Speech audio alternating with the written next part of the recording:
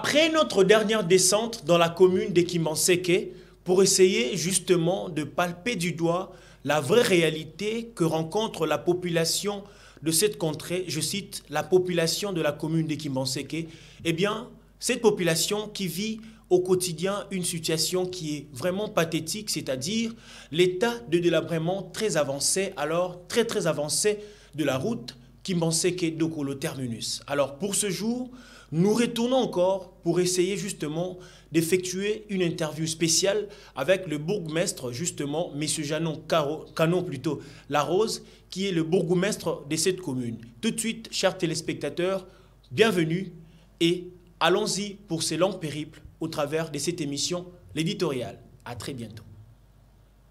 Merci. Déjà d'entrée, soyez la bienvenue dans mon bureau.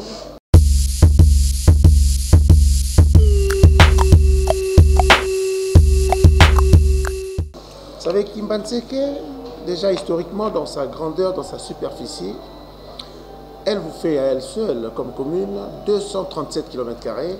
Et c'était une commune qui, normalement, lors de sa création, avait pour vocation la commune urbano-rurale qui, normalement, était censée servir, être le grenier de la ville de Kinshasa en termes d'agriculture et d'élevage. Mais, comme on dit, nous avons connu ce qu'on appelle le boom démographique et nous nous sommes retrouvés en face d'une situation où il fallait gérer. Je veux vous dire, je gère plus ou moins 3 millions d'habitants dans cette commune, avec une superficie de 237 km². Comprenez la dimension, la grandeur de cette commune, comparée à celle de Lingwala ou Kinshasa ou encore, je ne sais pas, Barumbu, qui n'ont que à peine 4 km² par commune. Et moi, j'en ai 237 km². Imaginez les nombres de petites communes que je dois prendre chez moi. Et j'ai 46 quartiers. Et pas de moindre. Il y a des quartiers qui sont plus vastes que des communes. Je peux donc même te citer le quartier Kassavubu, par exemple, qui vous fait 10 km². Allons-y comprendre. Avec plus ou moins 3 millions d'habitants, nous avons de sérieux problèmes, d'où l'enclavement de notre commune. Comme je l'ai dit d'entrée, cette commune avait pour vocation une commune urbano-rurale. La conception de cette commune, en fait, n'a pas été vraiment bien prise au sérieux. Et nous nous retrouvons aujourd'hui avec 3 artères. 3 artères principales, notamment la route de la Deuxième République qui va de Dokolo jusqu'au cimetière de Kimbanseke. C'est une route qui, en fait, nous pose problème en ce moment parce que c'est la route la plus importante de la commune de Kimbanseke.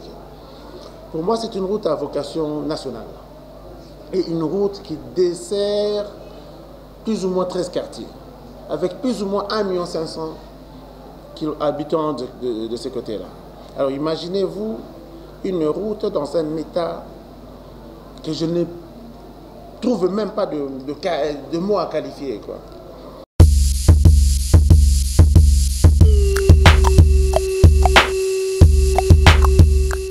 Et j'ai eu à plaider, à faire un plaidoyer, rien que pour cette route auprès du Premier ministre Samba Lukonde, chef de gouvernement, par rapport à cette route. Parce que, en ma qualité de bourgmestre, je ne peux que penser au bien-être de ma population, de mes administrés. Et j'ai eu du mal, à la limite de ma compétence, j'ai écrit, mais alors réécrit à toutes les instances, notamment au gouvernorat, à l'OVD, tout ça, rien que pour ces routes-là. Et simplement par après, nous avons découvert que cette route était reprise dans le programme Tchilégelou, ce qui fait qu'il y a eu ce frein-là.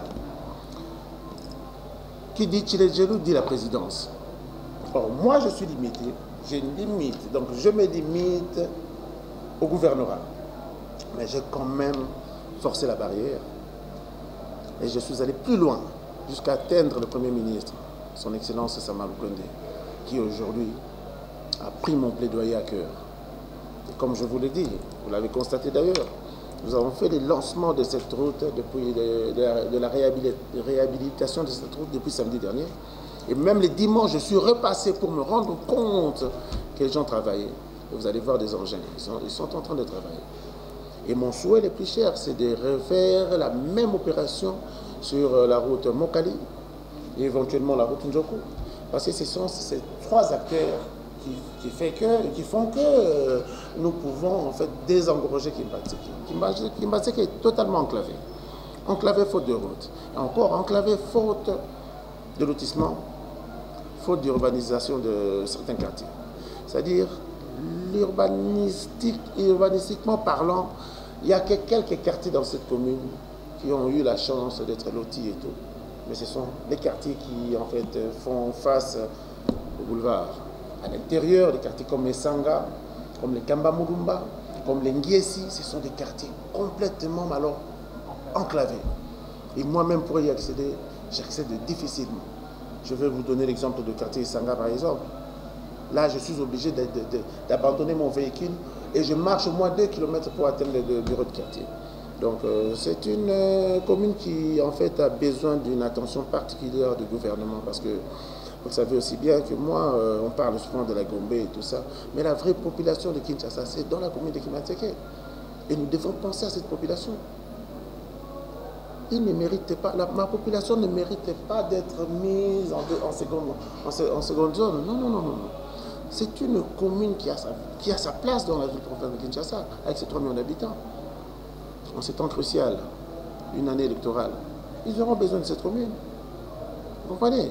Donc, moi, je suis en train de faire des plaidoyers pour le compte de cette commune, pour éventuellement pouvoir donner aux enfants de la commune de Kimbanzeke une bonne position déjà en termes de positionnement dans la ville de Kinshasa. Et d'ailleurs, comme on dit, dans sa grandeur, il y a la population qui n'a pas accès à la commune. Et moi, en tant que premier citoyen, qu'est-ce que je fais? Je vais vers mes administrés, vers la population. Vous savez, c'est aussi un problème de culture. Toutes les communes, nous n'avons pas la même culture. À chaque commune, ça a son identité.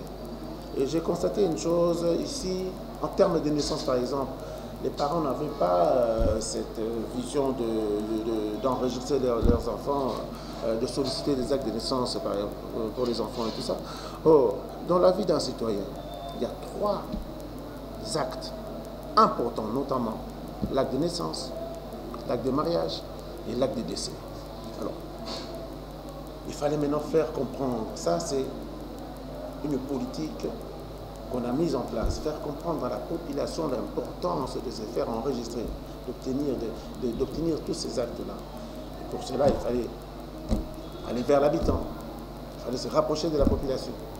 Et pour mieux se rapprocher de la population, et pour leur permettre aussi de se faire enregistrer, il faut penser aussi à construire les maisons secondaires d'état civil pour déclarer les naissances, pour déclarer les mariages, pour déclarer éventuellement le décès. C'est une culture qu'on n'a pas. Je vais encore vous dire, moi j'ai eu à avoir des réunions avec mes chefs de quartier ici, quand je leur ai parlé qu'il fallait déclarer les décès. J'ai même eu une réponse comme quoi, ah non, chez nous ça ne marche pas. Dès lors que vous déclarez un cas de décès chez vous, c'est comme si vous ouvrez le robinet. Il y a une suite par après et tout. Non, non, non. Non. Alors, il faut commencer maintenant à vulgariser l'importance de ces trois actes. Et pour bien vulgariser cela, il faut des formations. Et Dieu soit loué, avec mon expertise, je suis en jumelage, je suis en partenariat avec la ville de Bruxelles. J'ai sollicité la formation à mes agents du service de la population, à mes agents de quartier aussi, de bureau de quartier, afin de pouvoir vulgariser l'information, divulguer l'information et faire comprendre à mes administrés l'importance de ces 3 ans. Ils ont suivi des formations. Aujourd'hui, je suis satisfait. Les gens se font enregistrer. Je suis satisfait. Je signe même des actes de décès. Et encore, je suis arrivé dans une commune où je me retrouve avec 46 communes, mais 46 quartiers, mais des quartiers précarisés. Il faut penser à mettre mes chefs de quartier dans des conditions. Je construis des bureaux de quartier. Et là, je vais attaquer le quartier d'Issassi. Je ne sais pas si vous voyez à peu près terrain des pâtés. Je veux construire maintenant. Cette année, c'est pour le terrain de Tsasi. Et je vais encore construire une maison secondaire d'état civil dans le quartier Kassavoubou. Parce que c'est encore, il faut se rapprocher toujours des administrés. Ça leur permettra, parce que là, je vais placer mes préposés, ça leur permettra de se marier sans pour autant arriver à la commune. Imaginons-nous, une personne qui habite à Kamamboumba, il doit se marier, il doit se taper à la commune, et il n'a pas de moyens. Je dois me rapprocher de lui. Ce qui fait à Maviokele, j'ai construit une maison secondaire d'état civil à Maviokele. À Tsumab, j'en ai construit. À Mokali, un peu partout, il y en a. À 17 000, il y en a. C'est-à-dire, c'est simplement parce que cette politique-là doit nous permettre de nous rapprocher de nos adversaires. Et en dehors de ça, dans le social, on s'occupe aussi du social. J'ai 200 familles ici prises en charge par la commune. 200 familles prises en charge par la commune. Alors, quand on parle de 200 familles, on voit aussi le nombre d'enfants que cette famille peut drainer. Plus ou moins 1300 enfants qui sont scolarisés. Et ce sont des familles précarisées, ce ne sont pas des familles... Non, non, non, je suis allé dans des quartiers pauvres, notamment Tsumabo, Essanga, Pierre Faucom, Kambamulumba. On a récupéré les familles les plus démunies. Les enfants n'allaient pas à l'école, on les a scolarisés. Les enfants n'avaient pas de soins de santé appropriés. On suit par rapport à cela. Les mamans n'avaient pas de moyens pour soit aller au champ. On leur a donné des moyens matériels comme finance. On les a financés. Une bonne tranche qui voulait carrément faire la couture. On a donné le matériel. Et d'autres personnes qui ont opté pour vendre du pain. On leur a donné le financement. Et aujourd'hui, nous avons mis en place des structures d'accompagnement, suivies par une ONG que je suis en partenariat avec. Je ne sais pas si vous avez déjà entendu parler, l'ONG Village Enfant, SOS Village Enfant. Voilà. Et avec mes services, normalement mon service social et mon service genre et famille et tout, qui suivent ensemble l'évolution de ces familles. Donc c'est vous dire que nous travaillons même dans le social de nos familles ici. Et il y a même, je n'ai pas fini, il y a même des coopératives qui sont mises en place rien que pour permettre à ces familles de devenir autonomes demain.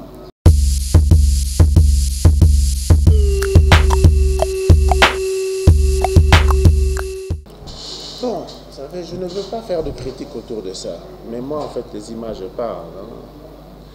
J'ai reçu le Premier ministre, son Excellence, M. Samalou Kondé, à Kimbantseke, lors de l'inauguration d'un centre hospitalier d'une maternité moderne ici à Kimbantseke. Et croyez-moi, c'est ces jours-là où j'ai pu faire un plaidoyer pour cette route. Et il a pris ça à cœur. Il m'a promis de faire le nécessaire pour que cette route soit réhabilitée.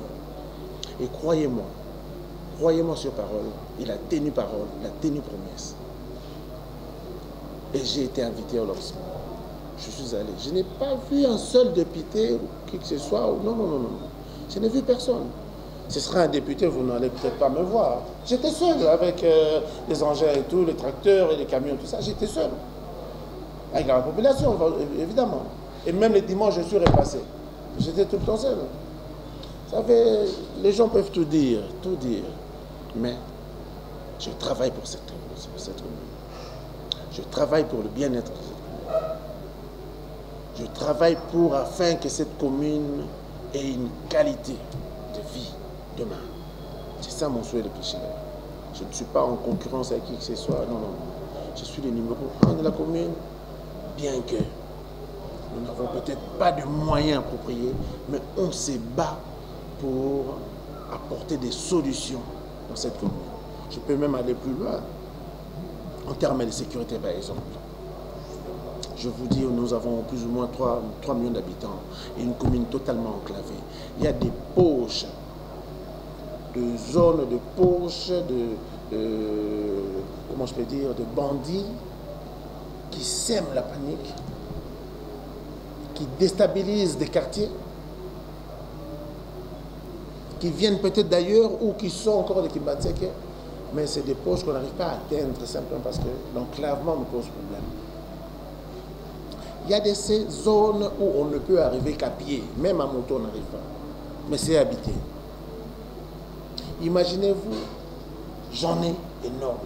Et je reçois de coups de fil. Ah, papa bourgmestre, ah, Wakuluna, ah, Waboui, ah.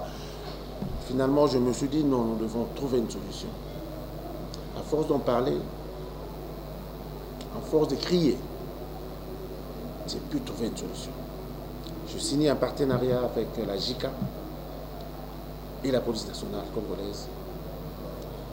Et par le biais, par le financement de la JICA, j'ai pu construire dans Kimbanzeke 3 commissariats modernes que vous ne trouverez nulle part dans des communes de Kinshasa. 3 modernes. Impressionnant, je vais vous balancer d'ailleurs de films ici que vous allez voir. Et à la minute où je suis en train de vous parler, c'est vendredi. Après 9 mois de formation d'une police de proximité qui normalement sera mise à ma disposition.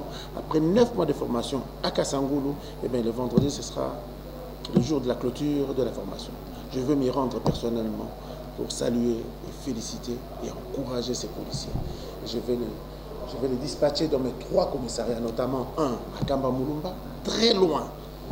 Dépasser le cimetière, monter, dépasser Ngiesi, monter. J'ai fait frontière avec l'Ansele et Congo central de ce côté-là.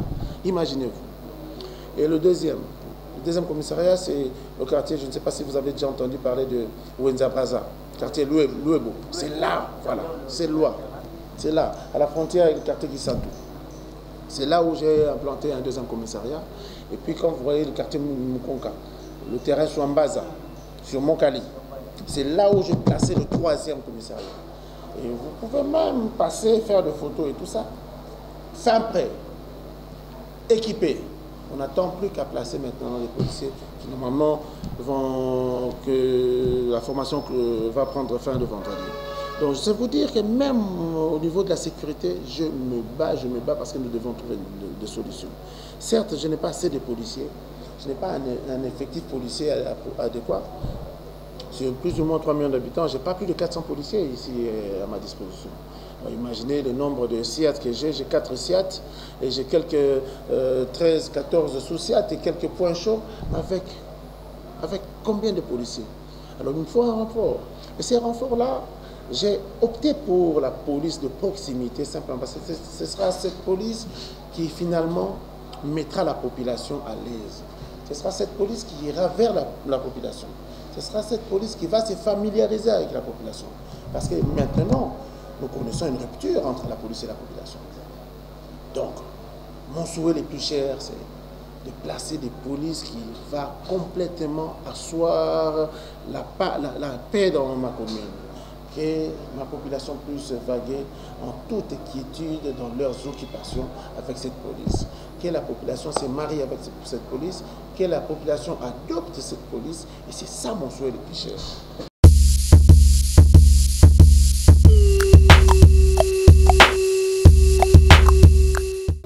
Eh bien, je le dis et redis, ça ira jusqu'au cimetière de Kimbanzeke. Terminus Map. Plus ou moins 5,5 km². Donc vous comprenez un peu que je suis là, je serai là toutes les semaines pour vérifier, pour contrôler les travaux. Donc ça c'est un défi qui me regarde, mais avec la bénédiction de son Excellence le Premier ministre, Samba Lukonde, je suis confiant.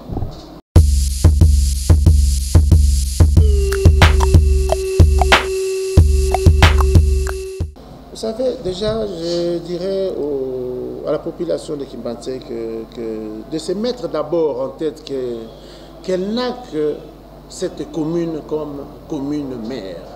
Donc la commune de Kimbanzeke doit normalement leur servir comme leur maman. Maman Botiyo Bawanga Nakayete. Vous comprenez? C'est-à-dire, on n'ira jamais en Djili pour vanter les prouesses de la commune de Djili. Aussi longtemps qu'on est né à Kimbanzeke, on est natif de Kimbanzeke. Je leur demande toujours de s'impliquer dans la politique de leur commune. C'est très important. Je ne sais pas, c'est peut-être par pratique de critique, je ne sais pas. Mais à Kimbanzeke, c'est critique sur critique sur critique. On ne prend jamais de critiques positives, c'est toujours négatif. Et le danger nous guette. Nous devons défendre Kimbanzeke. Moi, je suis épris d'amour pour cette commune. S'il était question de faire un choix, j'aurais peut-être choisi Gombe ou quoi. Mais le bon Dieu, c'est un pouvoir divin. Le bon Dieu m'a donné Kimbanzeke. Je n'ai pas fait le choix. Je vous dis encore, si ce n'était que le choix soit du président de la République, son Excellence Félix-Antoine Tshilombo Tshisekedi, autour de Tshisekedi, il a ses cousins, il a sa famille, il a sa belle famille et tout. Mais il m'a choisi moi, qui n'est même pas de sa famille. Chez le gouverneur, pareil. Autour du gouverneur, il a sa belle famille, il a sa famille, il a ses cousins et tout ça. Mais c'est moi qui ai été choisi. C'est que c'est divin. Et dès lors qu'on m'a donné la responsabilité de gérer cette entité, eh bien, croyez-moi, je ne pourrai le faire qu'avec amour. Donc, moi, na Kimbanzeke zalana bolingo ya commune na yo. Ok, n'est jamais que tout est la machine à tolo, que tout est là au bel Kimbanzeke tolo. Tocha bolingo liboso. Rapprochez-vous de la politique de votre commune et vous comprendrez que nous sommes en train de nous battre pour sortir Kimbanzeke de ce qu'on peut appeler de la brume, par exemple. On a l'impression d'être dans un trou. Mais nous ne sommes pas dans un trou. Ce n'est qu'un rêve. Tola Mukato Simbana. Merci Nabino. L'éditorial de ce jour est terminé. Merci à vous, chers téléspectateurs, de nous avoir suivis. Merci aussi à mon confrère de tous les jours, Dieudonné Mouzika, qui était toujours là pour m'accompagner tout au long de ces longs périples dans la commune de Kimbanzeke. Et aussi à vous, chers abonnés, n'hésitez pas de vous abonner à notre chaîne YouTube DRC Info TV pour ne rien rater. Quant à moi, je vous dis merci. Que Dieu bénisse la République démocratique du Congo et que Dieu bénisse aussi toutes les communes de la ville-province de Kinshasa. Au revoir.